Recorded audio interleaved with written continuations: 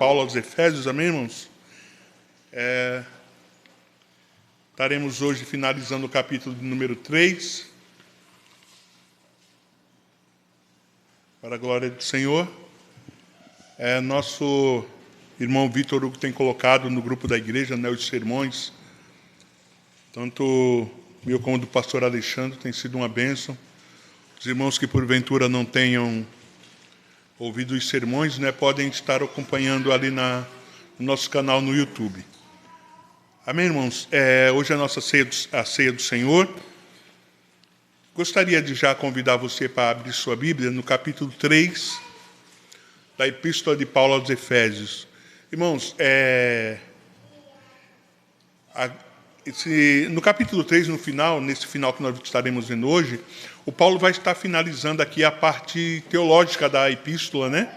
Para depois, então, a partir do capítulo 4, ele entrar na parte prática da epístola.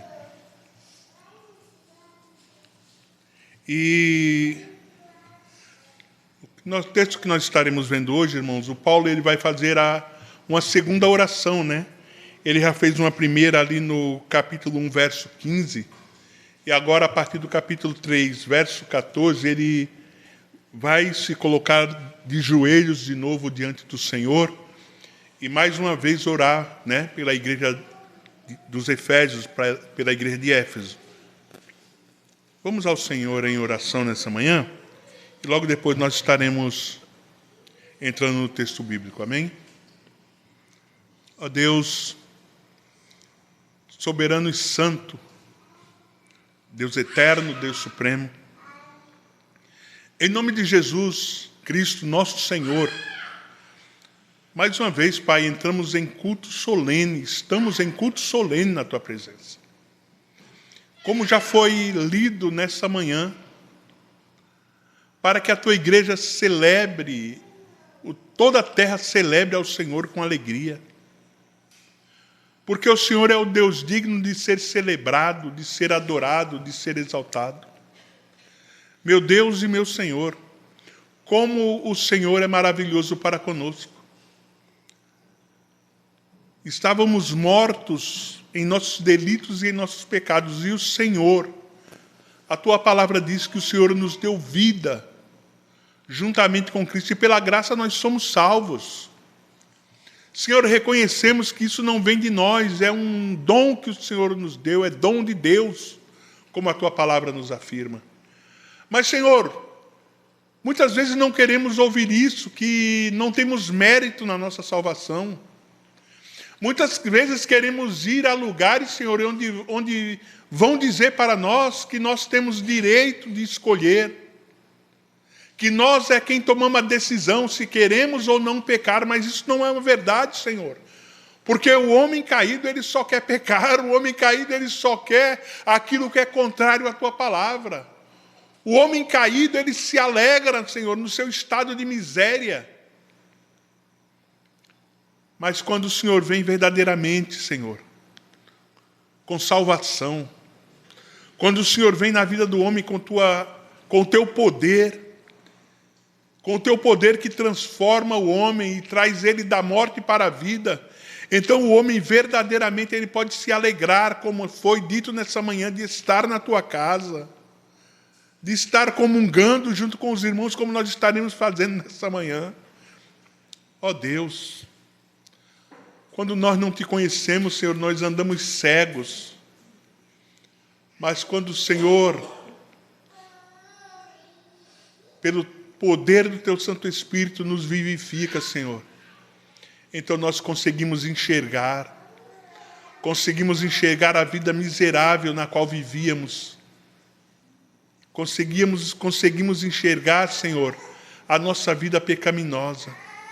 E nos arrependemos dessa vida pecaminosa. E então, Senhor, passamos a novamente ter com o Senhor aquela comunhão que foi quebrada lá no Éden, quando pecamos contra o Senhor.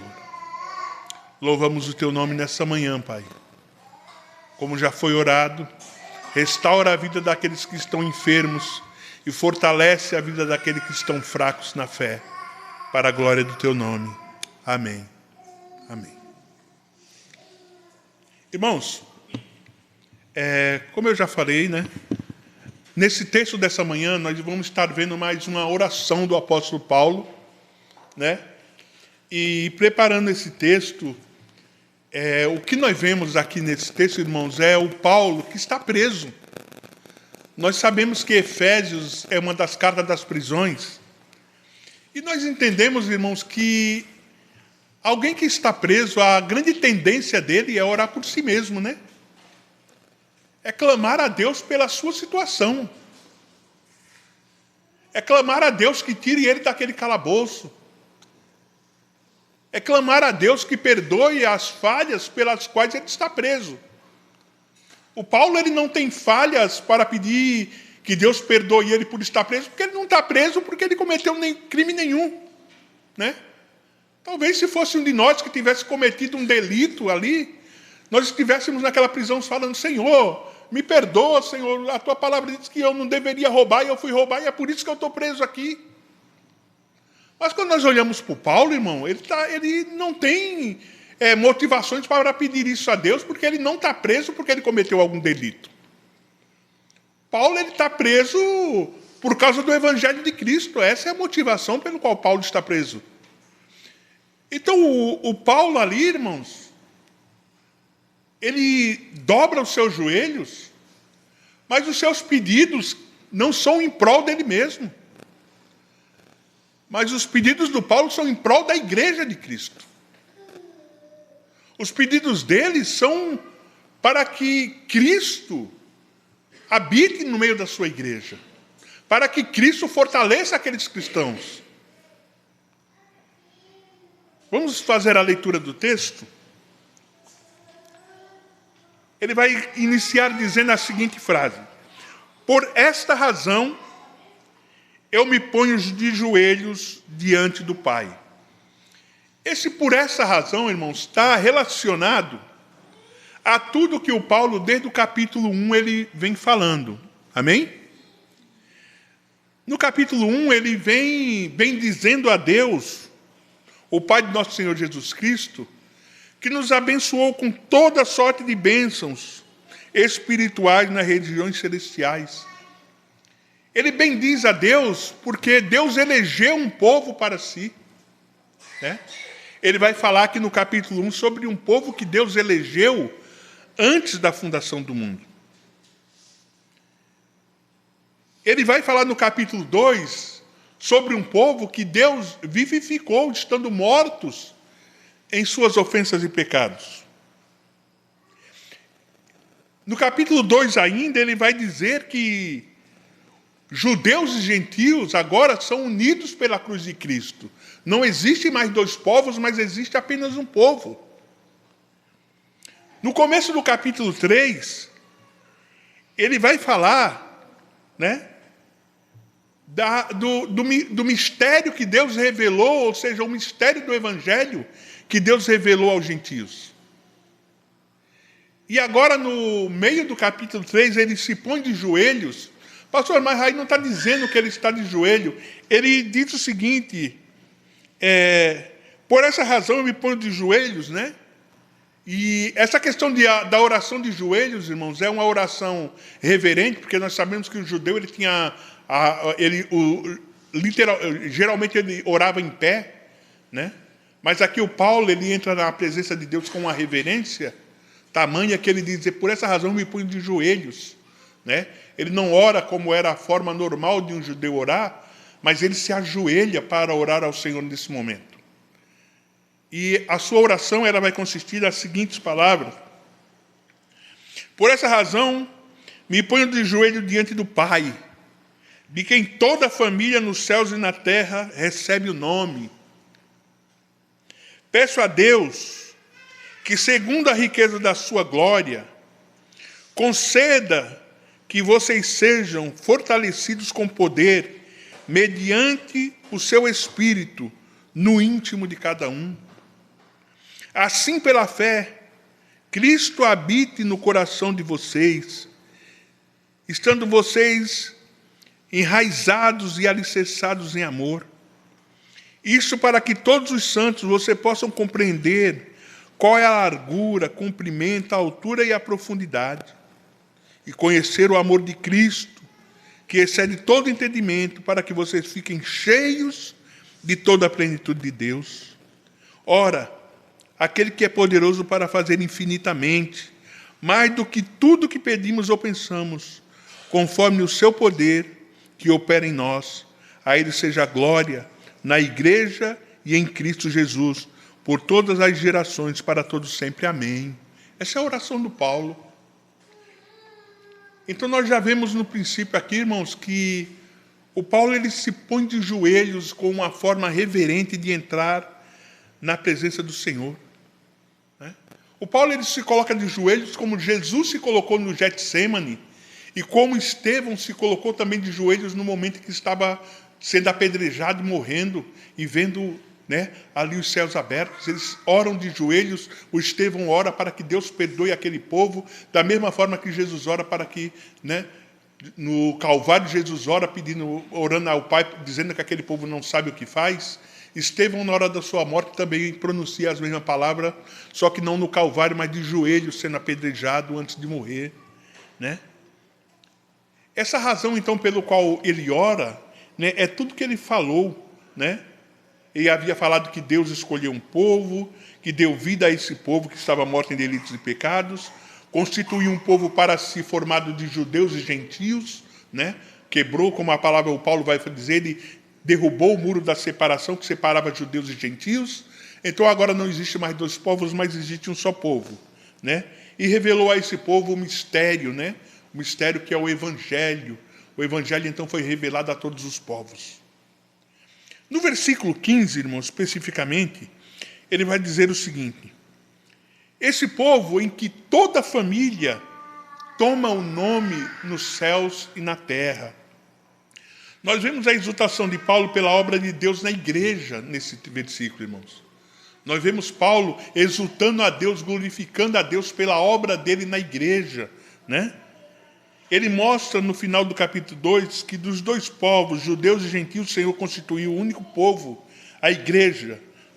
Essa igreja agora é a família a qual toma-se o nome do Pai nos céus e na terra.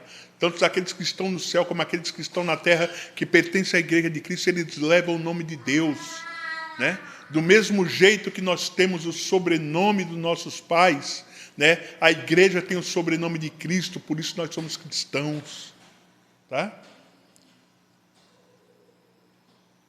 Então, uma única igreja, então agora ela constitui a família de Deus.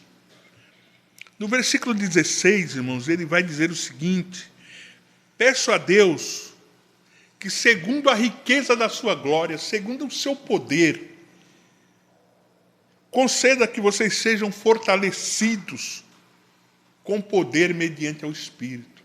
O Paulo ora, irmãos, pela igreja. Olha o que ele pede. Ele pede: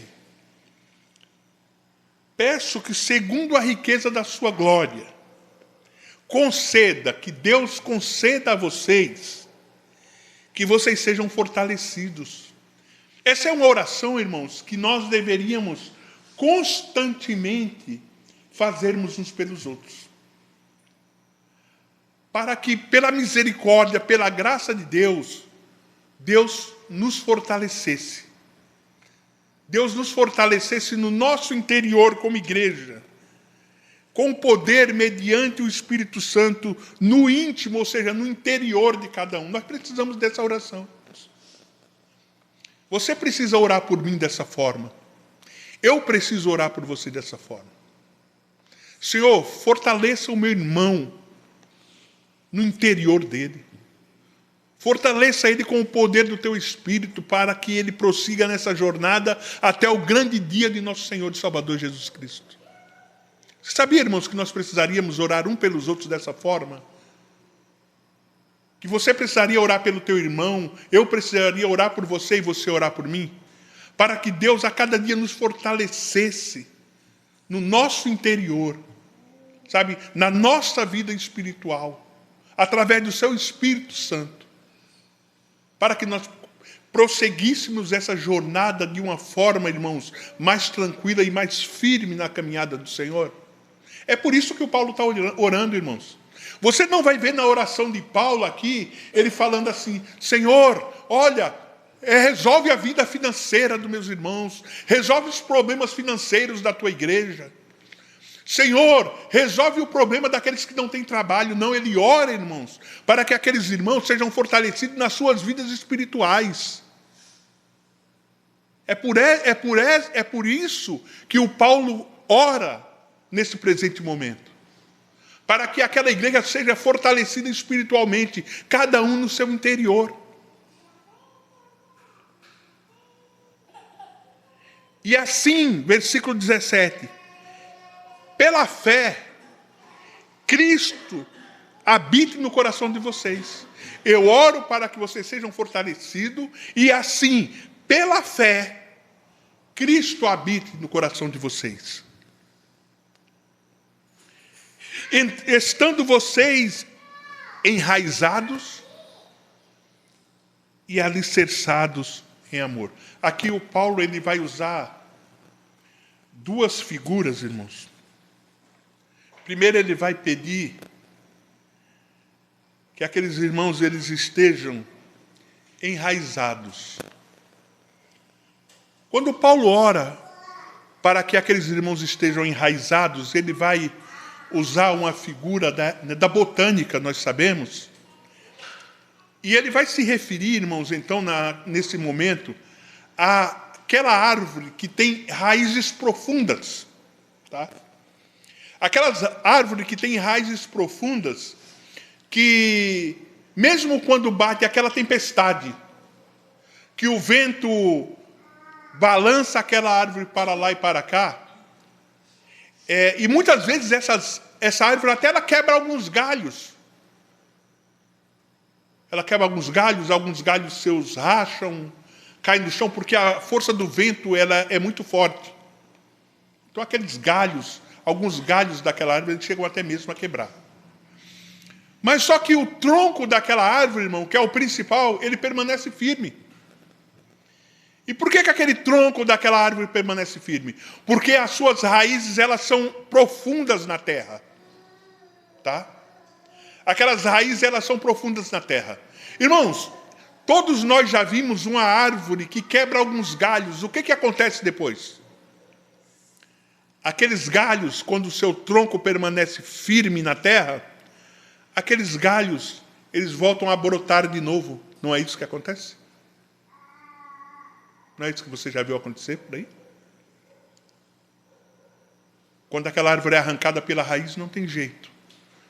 Mas quando apenas alguns galhos são quebrados e o tronco permanece firme na terra porque suas raízes são profundas, aqueles galhos eles vão brotar de novo. É por isso que o Paulo ele usa essa figura, que os Efésios, que a igreja esteja enraizada, que as suas raízes sejam profundas, que as suas raízes sejam firmes e que sustentem aquele tronco como a árvore é sustentada.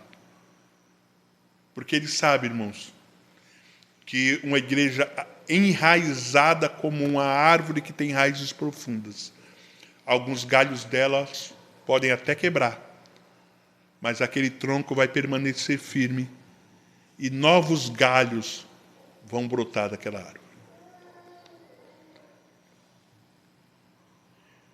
Então ele vai dizer, vocês estando enraizados, figura da botânica. Mas agora ele vai falar mais uma palavra, alicerçados em amor. E esse alicerçado ele vai buscar de onde, irmãos? Ele vai buscar algo relacionado com a arquitetura. E mais uma vez, essa firmeza. E sabe onde nós vamos ver Jesus fazer uma metáfora mais ou menos parecida? Em Mateus, capítulo 7, 24 ao 29, perdão. O Paulo agora ele usa a figura da arquitetura para falar, de alicerce. E todos aqui, acho que com pouco ou algum conhecimento, sabe que uma casa, um edifício, quando ele vai ser construído, a parte principal desse edifício, o que é? São os alicerces. São os alicerces, é a fundação desse edifício. Porque se esse edifício ele não tiver um alicerce bem feito, estacas batidas até chegarem na rocha lá embaixo, depois que esse edifício for construído, irmãos, o que pode acontecer com ele? Esse edifício ele pode começar a sua estrutura a afundar. Então, por isso são batidas estacas para a construção desse edifício. Para que os alicerces desse edifício sejam suficientemente estruturados para suportar o peso desse prédio que vai em cima desse alicerce. Então, Paulo ele usa duas figuras de sustentação: as raízes da árvore e os alicerces de um prédio. Primeiro ele diz para que estejam arraigados, ou seja, com raízes, e que estejam alicerçados. Mas aí ele diz onde tudo isso vai estar enraizado e alicerçado: em amor. Assim, pela fé que Cristo habite no coração de vocês, estando vocês enraizados e alicerçados em amor. Enraizados e alicerçados em amor. E vocês estando enraizados e alicerçados em amor, isto para que, com todos os santos, vocês possam compreender qual é a largura, comprimento, altura e profundidade. E conhecer o amor de Cristo, que ultrapassa todo entendimento. Estando enraizados e alicerçados em amor, possam juntamente com todos os santos. Tão grande é o amor de Deus que ninguém nunca poderá sozinho apropriar-se dele e conhecê-lo. Os santos contarão uns aos outros sobre suas descobertas e experiência a respeito a ele no Espírito. Salmo 66, 16. Isso aqui, irmãos, nos remete ao ensino dessa manhã. Quando o Paulo fala para que possam compreender juntamente com todos os santos. Sabe por quê, irmãos? Porque nós compartilharemos entre nós sobre o amor de Deus. Nós compartilharemos entre nós sobre o amor do Senhor. As nossas conversações serão sobre Ele, Porque sozinhos nós não poderemos ter essa compreensão. Mas juntos nós compartilharemos as coisas grandiosas do amor de Deus. Então ele diz, para que juntamente com todos os santos possam compreender, aí ele vai dizer qual a largura, o comprimento, a altura e a profundidade. O Dr. Russell Shedd, irmãos, nesse texto aqui, ele vai dizer o seguinte. Ele vai pegar essa parte em que Paulo fala da largura, altura, comprimento e profundidade, e ele vai dizer, olha, o comprimento do amor de Deus aponta para o tempo, começando no Éden, logo após a queda até o fim, quando Jesus voltar. Nunca haverá até Cristo voltar o intervalo da operação poderosa e salvadora do Evangelho. O Evangelho ele nunca vai parar de salvar pessoas até o dia em que Cristo Jesus voltar. Sobre a largura, ele vai dizer, olha, o amor de Cristo abrange membros de toda tribo, língua, povo e nação. O Evangelho é tão largo que não pode excluir nenhuma comunidade humana. Nenhuma comunidade humana fica fora do alcance do Evangelho.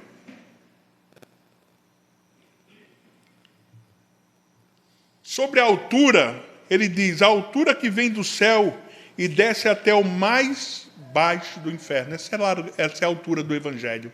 Ele desce do céu e vai até as mais profundezas do inferno. O Evangelho, irmãos, ele salva pessoas em qualquer lugar.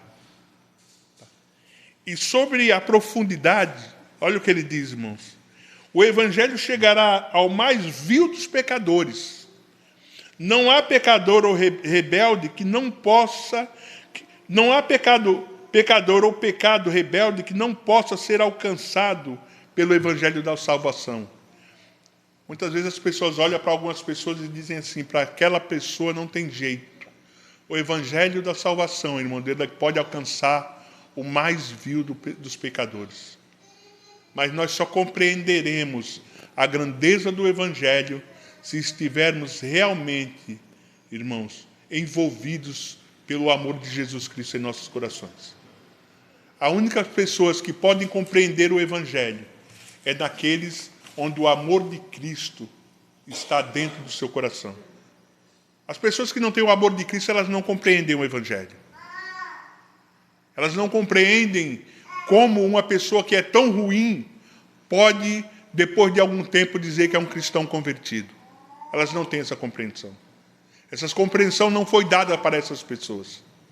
Só quem pode compreender o amor de Cristo é aqueles que foram alcançados pelo próprio Evangelho de Cristo. Quem não foi alcançado pelo Evangelho de Cristo, quem não é habitação do Espírito Santo, quem não tem o amor de Cristo no seu coração, não pode compreender a grandeza do Evangelho. Não pode compreender a altura, largura, comprimento e profundidade do Evangelho. Amém? Só quem pode compreender o Evangelho é aquele que foi alcançado pelo amor de Cristo. E nós só compreendemos o Evangelho, irmãos, né? Quando somos habitados pelo Espírito Santo e quando estamos em comunhão com o corpo de Cristo. Por isso que ele diz que possam compreender com todos os santos, em nossas conversações, nós conseguimos então dimensionar o tamanho do amor de Cristo através do Evangelho da salvação.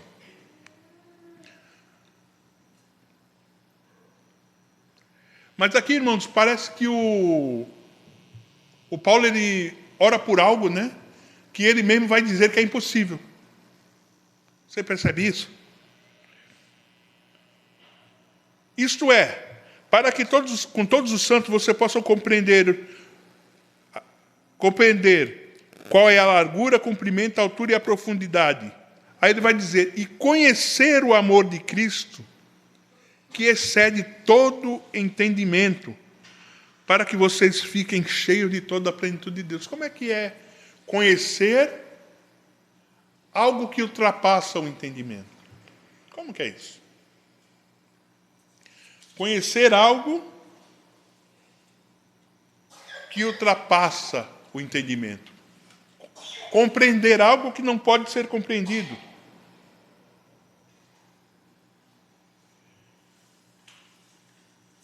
Compreender algo que não pode ser compreendido.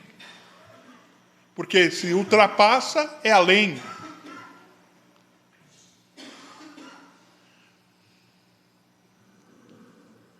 E por isso que sozinho nós não podemos compreender. E por isso que sozinho nós não podemos entender. Porque tem coisa que para mim sozinho é impossível, mas junto com você eu posso. Tem coisa que para mim fazer sozinho é impossível, mas junto com outros irmãos eu posso fazer. Amém? Tarefas que sozinho eu não posso realizar, mas com a ajuda de um ou dois irmãos eu consigo realizar. Então é por isso que eu preciso estar aqui com vocês. Juntamente com todos os santos, isso me vai ser possível. Porque nós vamos dividir essas coisas. Aquilo que eu não entendo, você vai me ajudar a entender. Aquilo que você não entende, eu posso de alguma forma te ajudar a compreender. E nas nossas conversações, nós vamos entendendo coisas que o um entende e o outro não consegue entender. E nessa ajuda mútua, irmãos, nós edificando uns aos outros, como nós falamos nessa manhã, nós vamos conhecendo e compreendendo esse amor de Cristo. Ele excede o meu entendimento, mas juntamente com meus irmãos eu consigo compartilhar dessas coisas e compreender essas coisas. E isso vai me trazer mais um resultado. O que nós vamos ser? Juntos, vamos ser cheios de toda a plenitude de Deus. Junto, nós seremos cheios de toda a plenitude de Deus. Aquele em quem Cristo habita pela fé no coração e que tem uma vida arraigada e alicerçada no amor dele, poderá juntamente na comunhão de todos os santos compreender e conhecer, ou seja, compreender e se relacionar. O amor de Cristo excede toda a compreensão humana e assim ser cheio de toda a plenitude de Deus. Juntos, esse conhecer, irmão, não é só saber. Esse conhecer está relacionado a se relacionar. Ele está falando de relacionamento. Conhecer é se relacionar. Eu só conheço aquilo com o qual eu me relaciono. Então, juntamente com todos os santos, nós vamos nos relacionar com esse amor de Cristo e nos relacionando com Ele, nós seremos cheios de toda a plenitude de Deus. O que é ser cheio de toda a plenitude de Deus? O que é ser cheio? É ter Deus ocupando e santificando cada dia nosso ser, irmãos. Deus precisa a todo momento estar ocupando e santificando todo dia nosso ser.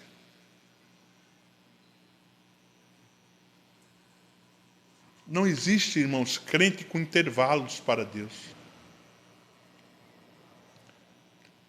Tem pessoas que parece que vivem momentos.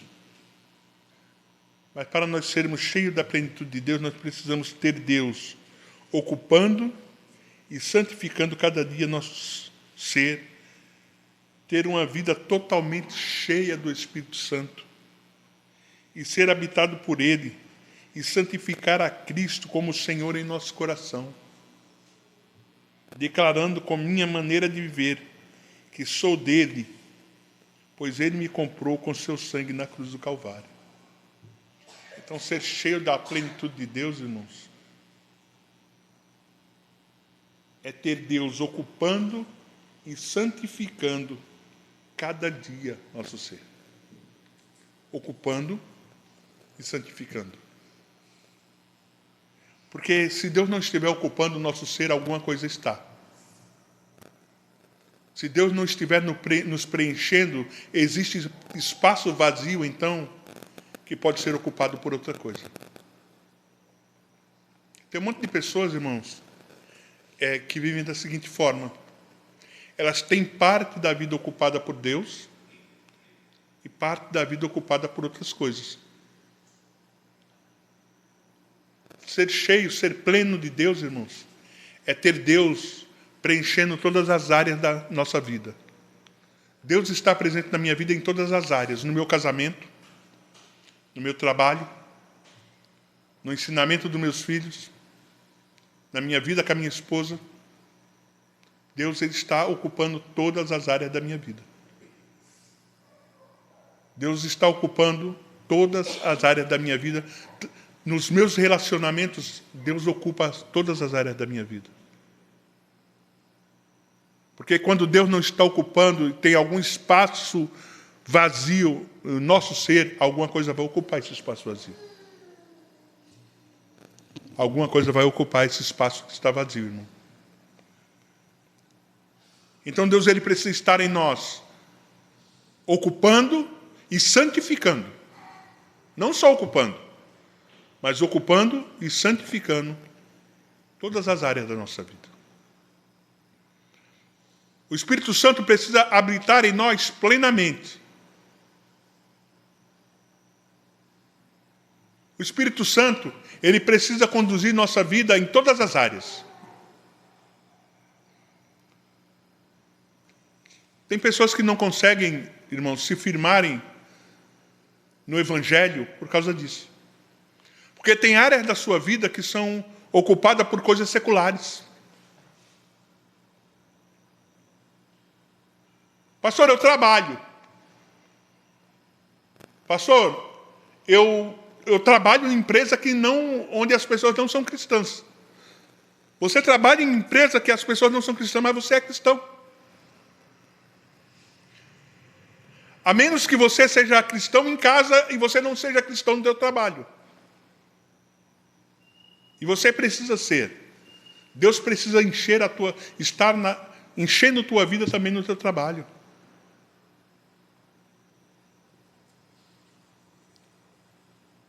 Precisamos a cada dia, irmãos. Isso eu digo para sermos cristãos que adoram a Deus. Santificar a Cristo todo dia em nossos corações.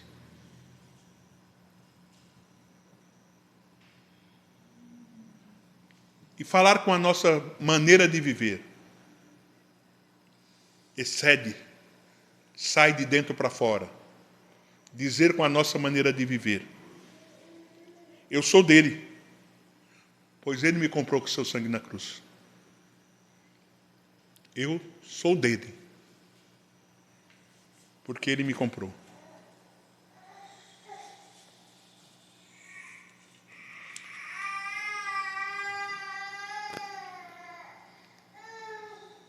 Versículo 20 ele vai dizer: ora, aquele que é poderoso para fazer infinitamente mais do que tudo que pedimos ou pensamos, conforme o seu poder que opera em nós. Parece que Paulo orou por algo impossível, não foi, irmãos? Ele não orou para que nós conheçamos o amor de Cristo, que ultrapassa todo entendimento? Mas aqui no 21, no 20, o que ele vai dizer? Que ele é poderoso para fazer infinitamente mais do que aquilo que pedimos ou pensamos. Aquilo que parece impossível para nós é possível para ele. Porque ele é poderoso para fazer infinitamente mais, além daquilo que pedimos ou pensamos. Não há limitação para ele. Para nós parece impossível conhecer o amor de Cristo que excede todo entendimento, mas para ele é possível, porque ele é poderoso para fazer infinitamente mais do que além daquilo que pedimos ou pensamos. Nossos pensamentos, aquilo que nós pedimos para nós muitas vezes são coisas limitadas.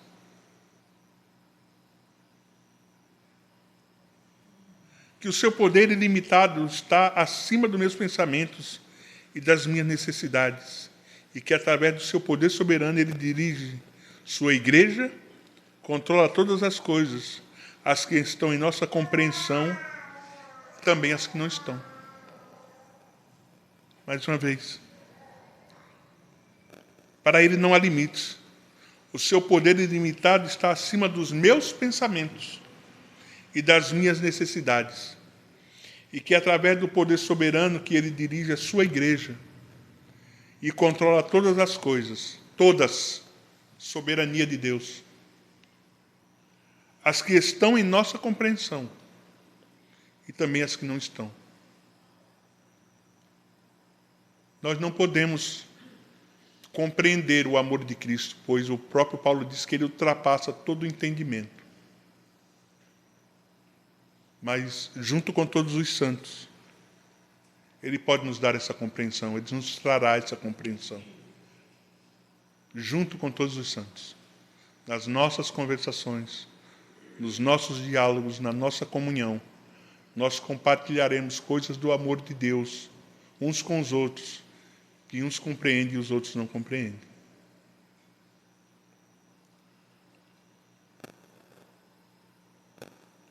Aí o Paulo vai finalizar dizendo a seguinte frase: a ele seja a glória na igreja, em Cristo e por meio de Cristo.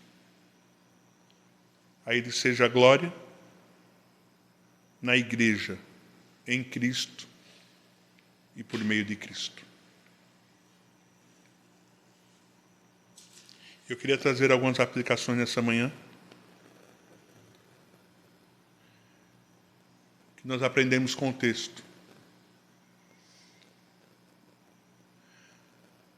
A oração do crente deve ser sempre reverente. E quando eu digo que a oração do crente deve ser sempre reverente, eu não estou dizendo que você deve sempre orar de joelhos, tá, irmão? Não é isso que eu estou falando. Mas a oração do crente deve ser sempre reverente, porque Deus está nos céus. Independente da posição a qual você vai orar, a nossa oração, o nosso ir a Deus em oração, ele precisa ser reverente, porque Deus está nos céus. Porque Deus está nos céus, irmãos, e nós estamos na terra. Porque Deus é soberano e nós não. Nós somos meras criaturas. E o servo, quando ele adentra na presença do rei, ele adentra sempre com a posição reverente, porque ele sabe que ele está diante de alguém que é infinitamente superior a ele.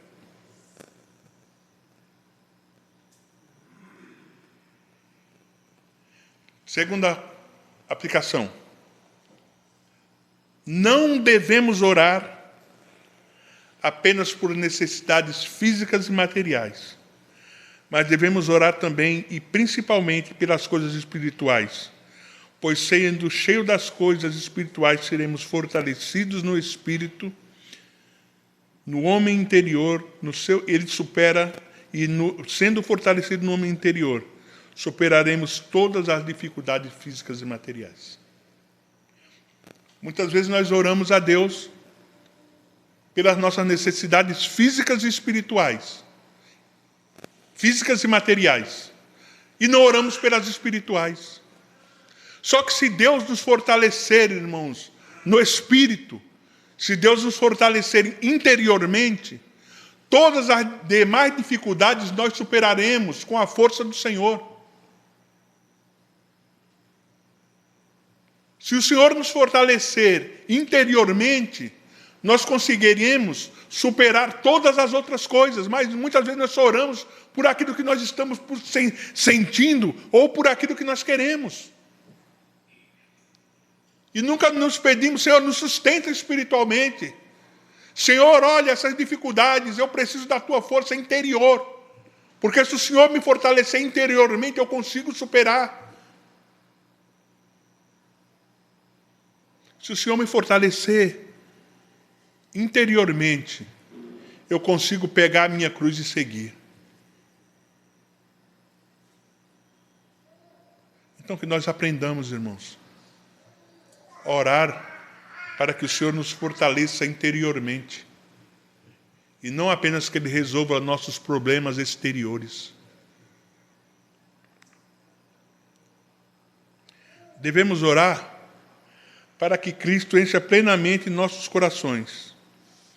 E com nossos corações repletos da sua presença, verdadeiramente seremos como árvores que têm raízes profundas na terra e suporta todo e qualquer vendaval, e como edifício construído em cima de alicerces firmados na rocha, o qual as intempéries não são capazes de derrubar. Entendeu? Se Cristo encher plenamente nossos corações, e com nossos corações repletos da sua presença, verdadeiramente seremos como árvores que têm raízes profundas e como edifícios que têm alicerces firmados na rocha. Lembra da parábola de Jesus? Sobre o homem que construiu a sua casa na areia e sobre o homem que construiu a sua casa na rocha? O que acontece com o homem que construiu a sua casa na areia? A palavra diz que veio as enchentes, as águas bateram, levaram aquela areia e a ruína daquela casa foi grande, ela desabou. Mas Jesus, ele diz que o homem que construiu a sua casa na rocha, vieram as intempéries, bateram a enchente, vieram as águas, vieram os ventos, mas aquela casa estava firmada na rocha, construída sobre a rocha. E aquela casa suportou todas aquelas adversidades, todos aqueles fenômenos naturais. Quando nós estivermos, irmãos, verdadeiramente com nossos corações cheios de Cristo, cheios do Espírito Santo, nós estaremos como a árvore que tem raízes profundas e como a construção que foi firmada sobre a rocha. Quando vierem as intempéries, quando vierem as tempestades, quando vierem as enchentes, que são os percalços da vida, as dificuldades, nós não desmoronaremos, porque estaremos firmes como a árvore e firmes como a construção que foi bem edificada. Que o Senhor nos ajude, irmãos, a cada dia sermos cheios da plenitude de Deus. Ou seja, termos uma vida cheia do Senhor e uma vida santificada pelo Senhor. Que o Senhor nos ajude a viver para a sua glória, em nome de Jesus. Amém?